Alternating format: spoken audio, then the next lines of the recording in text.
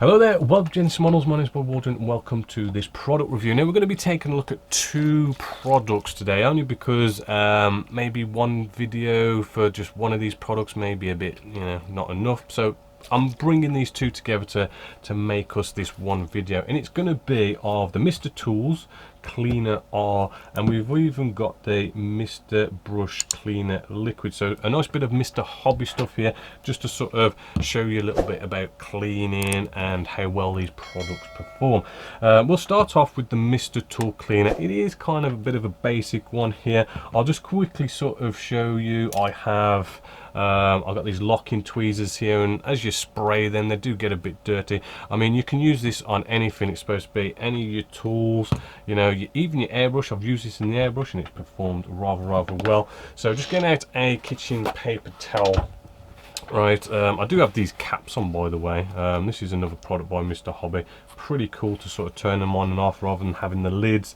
Just makes it a little bit easier to pour, right? But what you can basically do is a little bit of elbow grease, right? And we can sort of rub at this, right? And get it all, nice and shiny again. And just removing all of this paint, right? A little bit more elbow grease and we'll have the rest of that gone, compared to the other side. And that's a lot of paint that gets built up on these.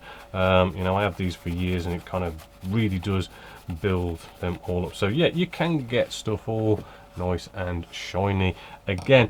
Admittedly, with this one, I mean, it does smell like a lacquer based type substance. I know a lot of people kind of go off and use things like like nail varnish remover and that kind of stuff, and that does work as well. In all honesty, not much difference in either of them. And when this particular bottle comes in at around about the £7.50 mark, it is better to get the bigger bottles, the 400ml ones, because they're about slightly under £10. So you kind of get a lot more for your money if you kind of go that route. And I know some people will go off and also sort of, we have the Mr. Colour thinners here. They might use something like this as well. In all honesty, they're the same price anyway, so better to get a product that's more designed for that than to actually kind of use your nice thinners that you would use anyway. But that one's sort of up to you on sort of like, if you want to save a bit of money or whatever, but it's more designed for it, although it kind of seems a bit similar to like nail varnish or something like that. But that's up to you. I do like to use it for the airbrush cleaning, in all honesty. In fact, I do go off and pour a little bit into like one of these Tamiya pots just here, and what I do is I kind of like get my nozzle from off my airbrush. I do like to do this. You get your nozzle, right?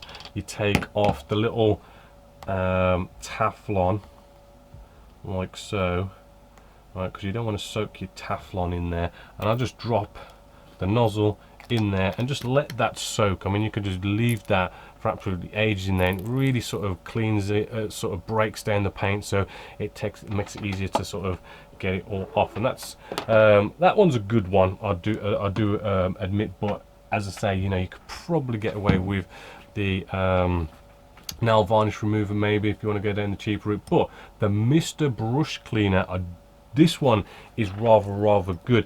It's supposed to break down all that dry paint, kind of, you can sort of make old paint new, and it does even have a bit of a sort of like a rinsing effect that helps to keep your brushes tips and that kind of stuff as well. So it's good in that sense. I do actually have a nasty example of a old brush just here, just to sort of show you. If I just sort of get the water off of it, nasty old brush.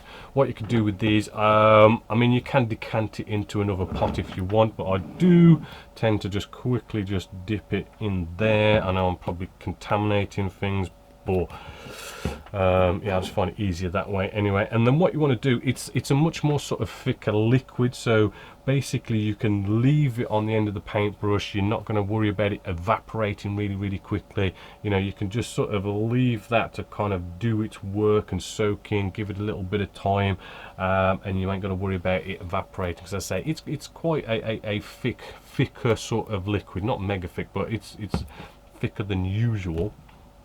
So I've just let that kind of soak in for like maybe 30 seconds, not sort of much. And what we can do is we just kind of rub at this, and immediately, I mean, you'll see all this sort of dried up paint that's been on this, you know, come away fairly quickly, fairly easy. You know, you might have to do an application or two of it, but hopefully you can see how quickly that's coming off. Right, so I'll probably go off and sort of dip this in for another application just here and leave that again. So yeah, with our second application here, we can just work this through, get all this muck that's in and on the brush, and we should see a much more nicer, cleaner brush going on here. As you can see, we've got a lot of that off. It is cleaning it up, and even these bristles, you know, that once were black are actually going back to that original color.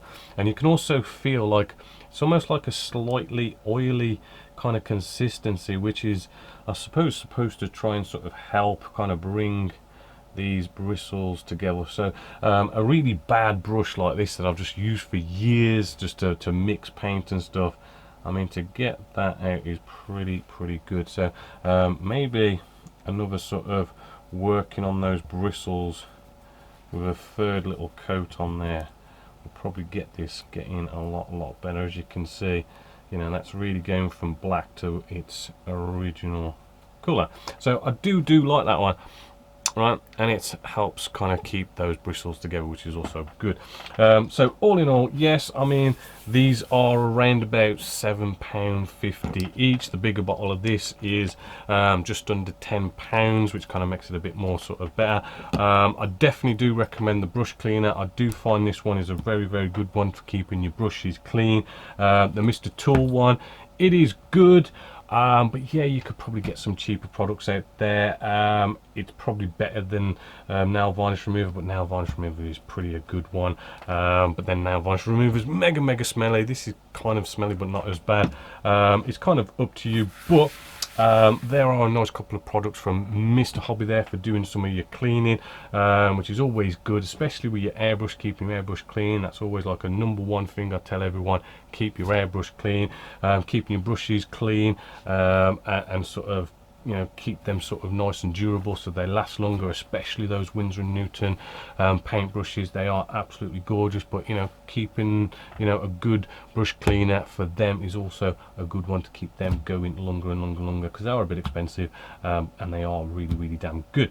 So apart from that, hopefully I've helped you out with a couple of extra products here. But until next time, as always, my name is Bobby Waldron, this is Genesis Models, and I hope you've enjoyed.